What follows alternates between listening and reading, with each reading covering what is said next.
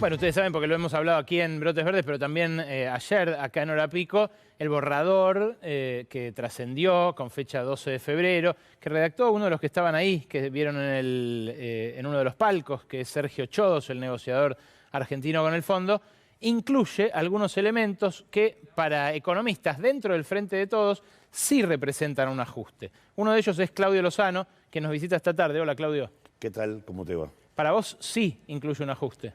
Sí, o lo que trascendió no existe, es falso, y estamos hablando en el aire, pero si lo que trascendió es real, la verdad que el impacto del acuerdo es un impacto que debería preocuparle más al presidente. Yo lo escuchaba recién, te escuchaba a vos y a Culfas. Claramente Argentina va a un contexto de menor tasa de crecimiento, está puesto allí, y de mantenimiento de altas tasas de inflación. Establece 48% de tope para el 2022 y 42% para el 2023. Es un montón. Es decir, prácticamente no supone nada relevante respecto a la situación que hoy tenemos. Y me parece que hay una pregunta que a veces cuesta hacerse en el enunciado de las cosas que se hicieron bien y que todos bancamos, que es el tema de la campaña de vacunación, la recuperación de la actividad económica y demás, que es por qué se perdió el consenso de la gente. Pareciera que es porque no alcanzó, pero me parece más tiene que ver con que en realidad la recuperación de la actividad económica se dio en condiciones de ampliación de la desigualdad. Hay una cuenta de distribución del ingreso que mide el INDEC y que marca que entre el comienzo de la pandemia y el tercer trimestre del 2021, en realidad los asalariados transfirieron 30.000 millones de pesos. ¿A quién? A el excedente bruto de los empresarios. Perdón, 30.000 millones de dólares. Perdón, 30.000 millones de dólares. Y además los sectores del autoempleo, de la economía popular, transfirieron 12.000 millones de dólares a los grandes capitales. Incluso durante el crecimiento del año pasado. En el contexto del crecimiento. Por eso es cuando uno tiene y mide y dice, creció 11% la economía y la pobreza sigue en 40%. Por eso sigue en 40%.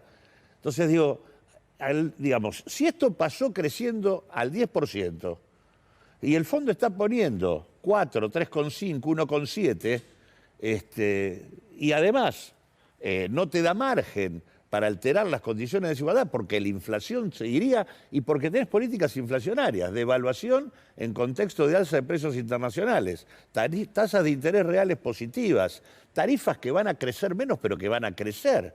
Entonces digo, todo esto lo que hace es alentar el proceso inflacionario, no lo resuelve. Entonces, ¿cuáles fueron las razones de la desigualdad? El fracaso en materia de inflación, la ausencia de una política de ingresos de alcance universal a la población desocupada que fije un piso y el ajuste fiscal que impidió esa política universal que se hizo durante el 2021 en línea del acuerdo con el fondo. Perdón, todo eso, según el borrador, se va a mantener y profundizar Eso este se año. profundiza. Por lo tanto, digo, si uno se pregunta por qué perdimos el consenso de la sociedad y tuvimos 5 millones de votos menos, y eso fue la desigualdad en tasas de crecimiento del 10%, la verdad que pensar en tasas de crecimiento del 3,5, del 2,5, del 1,7, en contextos de la misma o mayor desigualdad y con la misma o poco menos, pero una inflación que no resuelve el problema, la verdad es que el escenario realmente no es bueno. Y ahí es donde no se entiende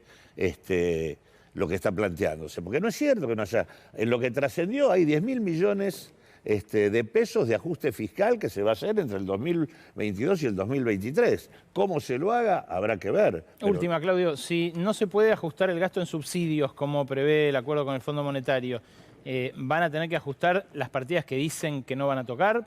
Me refiero concretamente a las de ayuda social, jubilaciones. Y el problema acá es que vos estás sacando de la recaudación algo que fue muy importante en el 2021, que es el impuesto a las grandes fortunas. No se entiende por qué, si vamos por la querella criminal con los responsables y beneficiarios, no se mantiene y perfecciona el impuesto a las grandes fortunas. Ahora, si no va a haber nuevos impuestos, ni va a haber progresividad tributaria, y no vas a reducir por vía de reducción de los subsidios, en realidad... y expandís gasto de capital, que eso es lo que se plantea, lo que te queda para mantener simplemente, ni siquiera reducir, mantener el gasto real, te queda tocar lo que queda dentro del gasto corriente, que son salarios, jubilaciones y políticas sociales. Ya bastante tocados están, Que ¿no? son los que se tocaron en el 2021 y que explican la derrota electoral. Y creo que hay un punto clave, porque a mí me sorprendió que el gobierno, que el presidente haga énfasis en la querella criminal, pero no dijera algo que son los ilícitos del fondo. O sea, hay ilícitos del Fondo Monetario Internacional que justificarían la denuncia de la Argentina. Del crédito. Del crédito. Y que permitirían discutir la quita de capital. Eso parece que bueno, pero es una lo vida que digo, muerta hoy, sí, ¿no? No, claro. Para el gobierno. Sí, pero el problema es que lo que se le está pidiendo al Parlamento es que reemplace una deuda que podemos impugnar por una deuda sobre la cual no vamos a poder decir nada. Clarísimo, Claudio, gracias.